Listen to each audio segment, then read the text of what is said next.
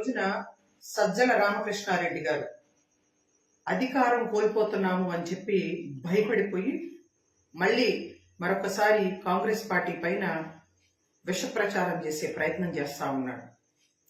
నోటికొచ్చినట్టు మాట్లాడితే ఊరుకుంటామని అనుకుంటా ఉన్నామేమో. జగన్మోహన్ రెడ్డి అధికార దాహంతో ప్రజల మధ్యలోకి వచ్చి తప్పుడు ప్రచారాలు చేసి అబద్ధాలు చెప్పి రాజశేఖర్ రెడ్డి గారి మరణాన్ని వాడుకుని నిజంగా కాంగ్రెస్ పార్టీకి ప్రజలను దూరం చేశారు. ఆ రోజున నిజంగా మీకు అనుమానాలు ఉంటే అధికారంలోకి వచ్చిన తర్వాత 4.5 సంవత్సరాల నుంచి మీరేం పీకుతా ఉన్నారు, ఎందుకు విచారణ జరపలేదు అని చెప్పి ప్రశ్నిస్తా ఉన్నాం.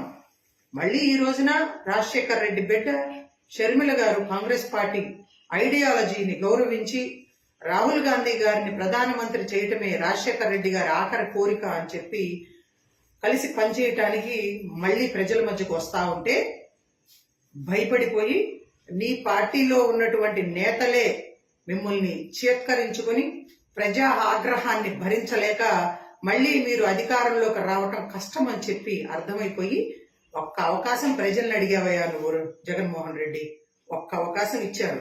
ఆ ఒక్క అవకాశం ఇచ్చినందుకే ప్రతి ఒక్కళ్ళు కూడా చెప్పుతో కొట్టుకుంటా ఉన్నారు, ఇతనికి ఎందుకు అధికారం ఇచ్చామా అని చెప్పి. మరి అటువంటి పరిస్థితుల్లో ప్రజలు వ్యతిరేకిస్తా ఉన్నారు మీ పరిపాలనని. మీ పార్టీ నాయకులందరూ కూడా నమ్మకం పోయింది మీ మీద అని బయటకు వచ్చేస్తా ఉంటే మళ్ళీ ఇంకొకసారి కాంగ్రెస్ పార్టీని వాడుకునే ప్రయత్నం చేస్తా ఉన్నారు మీరు.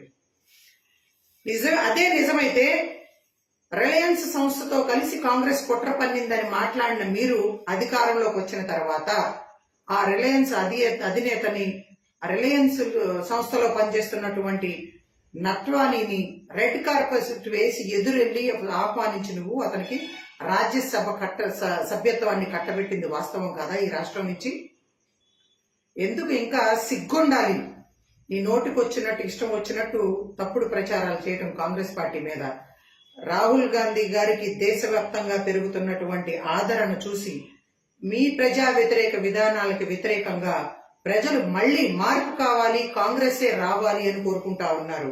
మీరు అధికారంలోకి రాకముందు పాదయాత్రలో కేంద్రం మెడలు వంచైనా ఆంధ్రప్రదేశ్కి ప్రత్యేక హోదా విభజన హామీలన్నీ కూడా అమలు చేస్తాము, కృషి చేస్తాము అని చెప్పి మాట ఇచ్చారు. ఏమైపోయింది? ఇప్పటి వరకు ఒక్క రోజన్నా కేంద్ర ప్రభుత్వాన్ని ప్రశ్నించారా? వెళ్లి వాళ్ళ కాళ్ల దగ్గర మోకరెళ్లి కేసులకు భయపడి లోపాయకారి ఒప్పందాలు పెట్టుకుని బీజేపీతో కలిసి ఈ రాష్ట్రాన్ని సర్వనాశనం చేస్తున్నారు. మీరు అధికారంలోకి వచ్చినప్పటి నుంచి కూడా రాష్ట్రంలోని భూ కబ్జాలకు పాల్పడి దోపిడీలు చేసుకుని ప్రజల్ని హింసించటమే కాదు, ఏడిపించటమే కాదు, ప్రతిపక్ష పార్టీల పైన కుట్రలు చేసి కేసులు పెట్టి భయపెట్టి అధికారం చలాయిస్తా ఉన్నారు. అమరావతి రాజధాని కోసం భూములు ఇచ్చినటువంటి రైతులకి అసెంబ్లీ సాక్షిగా అమరావతి రాజధానిగా ఉంటుంది, అభివృద్ధి చేస్తాను ముఖ్యమంత్రి అయితే అని మాట ఇచ్చి ఇప్పుడు వాళ్ళని రోడ్లు పాలు చేశావు, రాజధాని లేకుండా చేశావు ఈ రాష్ట్రానికి. రాజశేఖర్ రెడ్డి గారి కళ పోలవరాన్ని పూర్తి చేస్తాను అని చెప్పి ఇంతవరకు కూడా నువ్వు కేంద్ర ప్రభుత్వం దగ్గర నుంచి నిధులు తీసుకొచ్చి పోలవరాన్ని పూర్తి చేయవు. ఒక పక్కన వైజాగ్ స్టీల్ ప్లాంట్ని అమ్మేస్తా ఉంటే, ప్రైవేటు పరం చేస్తా ఉంటే భారతీయ జనతా పార్టీ చూస్తా ఊరుకుంటా ఉన్నాం. వెనకబడిన ప్రాంతాలకు నిధులు తీసుకురావాలని గాని, రాష్ట్రాన్ని అభివృద్ధి చేయాలని గాని, కొత్తగా పరిశ్రమలు రావాలి అంటే భయపడిపోతా ఉన్నాయి. ఎక్కడ నువ్వు బెదిరిస్తావో వాళ్లకున్న ఆస్తులు దోచుకుంటావో అని చెప్పి జగన్మోహన్ రెడ్డి పరిశ్రమలు రాకపోవటం వల్ల, రాష్ట్రం అభివృద్ధి జరగకపోవటం వల్ల యువత ఉద్యోగ అవకాశాలు లేక పక్క రాష్ట్రాలకు పోయి కూలి పనులు చేసుకుంటున్నారయ్యా. సిగ్గుండాలి నీకు. ఏ చెల్లి అయితే నీ కోసం నువ్వు జైల్లో ఉన్నప్పుడు పాదయాత్ర చేసి నీకు అండగా నిలబడి నీ పార్టీ నాయకులకి కార్యకర్తలందరికీ కూడా మనోధైర్యాన్ని ఇచ్చి అధికారంలోకి తీసుకురావడానికి కారకురాలైందో అదే చెల్లిని కనీసం పట్టించుకోకుండా వదిలిపారేశావు. ఆమె కూడా పక్క రాష్ట్రంలో పార్టీ పెట్టుకుంటే నీ ఇష్టం వచ్చినట్టు ఇదే సజ్జల రామకృష్ణారెడ్డితో మాట్లాడించావు. ఆమె ఆడపిల్ల అయినా సరే చాలా ధైర్యంగా ప్రజా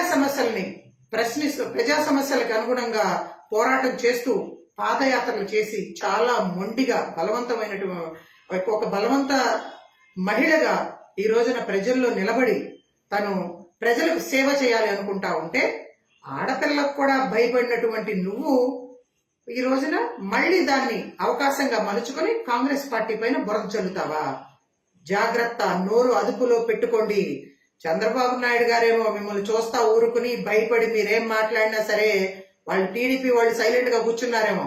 కాంగ్రెస్ పార్టీ కార్యకర్తలు ఎవ్వరూ కూడా కాంగ్రెస్ పార్టీ పైన గాని గాంధీ కుటుంబం గురించి గాని పిచ్చి మాటలు మాట్లాడితే, తప్పుడు ప్రచారాలు చేస్తే జాగ్రత్త, హెచ్చరిస్తా ఉన్నాం.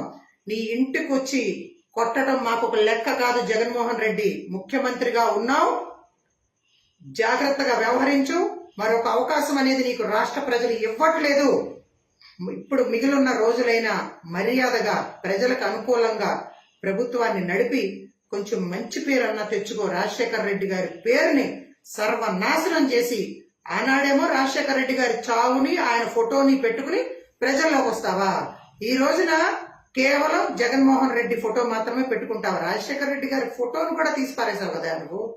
రాజశేఖర రెడ్డి గారి పేరు కూడా తలవట్లేదు కదా. ఏ పథకానికి కూడా నువ్వు రాజశేఖర రెడ్డి గారి పేరు కూడా పెట్టట్లేదు కదా. అనేక సార్లు చెప్పాం మేము, రాజశేఖర రెడ్డి గారు కాంగ్రెస్ పార్టీ నాయకులు, మేమందరం రాజశేఖర రెడ్డి గారి వారసులం. నువ్వు కేవలం ఆయన ఆస్తికి మాత్రమే హక్కుదారుడివి. నువ్వు అధికారాన్ని అడ్డం పెట్టుకుని 1,00,000 కోట్లు దోచుకున్నది వాస్తవం కదా. నీ పైన ఈడీ కేసులు ఎందుకున్నాయి? నువ్వు జైలు కిందకెళ్ళావు. అయినా సరే ప్రజలను మోసం చేసి అబద్ధాలు చెప్పి కౌగులించుకొని ముద్దులు పెట్టుకుని ఈ రోజున అంగన్వాడీ మహిళలందరూ కూడా రోడ్ల మీద ఉన్నారు. నువ్వే కదా మాట ఇచ్చావు, పక్క రాష్ట్రం కంటే కూడా 1000 రూపాయలు ఎక్కువ ఇస్తానని చెప్పి. రా, కాంగ్రెస్ పార్టీలాగా మాట నిలబెట్టుకో. మేము తెలంగాణలో అధికారంలోకి వచ్చిన వెంటనే 18,000 రూపాయలు ఇస్తామని చెప్పి ముఖ్యమంత్రి గారు హామీ ఇచ్చారు. మేము నా మాట నిలబెట్టుకున్నాం. 19,000 రూపాయలు ఇవ్వు నువ్వు ఈ రోజున అంగన్వాడీలకి. పైగా వాళ్ళని కేసులు పెట్టి నువ్వు భయపెడతావా? ఎంతవరకు న్యాయం అని ప్రశ్నిస్తా ఉన్నాం. రాజధాని కోసం వాళ్ళ ఆస్తులన్నిటినీ కూడా త్యాగం చేసి రాష్ట్రాభివృద్ధి కోసం భూములు త్యాగం చేస్తే రైతుల్ని మహిళల్ని ఏడిపించి రోడ్ల మీద కూర్చోబెట్టావు. ఇప్పటికీ కూడా రాష్ట్రంలో ఉన్నటువంటి ఏ వర్గానికి చెందినటువంటి వాళ్ళు సంతోషంగా లేరు. పాదయాత్రలో ఇచ్చినటువంటి హామీలు ఏది నిలబెట్టుకోకుండా కేవలం అధికారాన్ని అడ్డం పెట్టుకుని ఉద్యోగస్తులను కూడా భయపెట్టి నువ్వు అధికారం చలాయిస్తా ఉన్నావు కదయ్యా. వాళ్ళు కూడా అసంతృప్తితో ఉన్నారు. అందుకనే రాజశేఖర రెడ్డి గారి పేరుని, ఏ పేరునైతే అడ్డం పెట్టుకుని నువ్వు అధికారంలోకి వచ్చావో ఈ మిగిలిన రోజులన్నా సరే ఆయన పేరు నిలబెట్టు అని చెప్పి నీకు సూచన చేస్తా ఉన్నాం. మరొక్కసారి కాంగ్రెస్ పార్టీ కార్యకర్తగా హెచ్చరిస్తా ఉన్నాం. సజ్జల రామకృష్ణారెడ్డి, నువ్వు ఆనాడు రాజశేఖర రెడ్డి గారు మరణించినప్పుడు సాక్షిలో ఉద్యోగస్తుడివి, నీకు వాస్తవాలు తెలుసు. అధికారంలోకి వచ్చిన తర్వాత నిజంగా అపోహలు ఉంటే మీరెందుకు ఎంక్వైరీ వేయలేదు?